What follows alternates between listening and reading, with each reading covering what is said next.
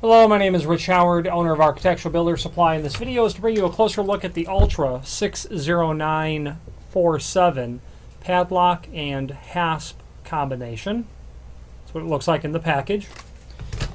Here's what it looks like in components. It's comprised of the hasp,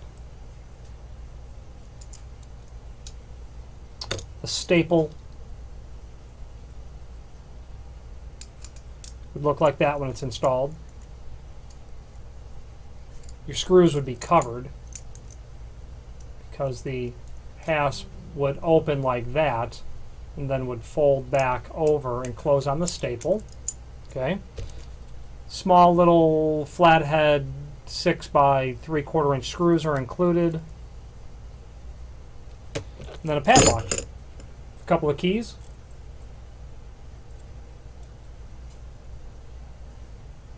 Okay. The 3.5 inch dimension is basically the width as it's closed.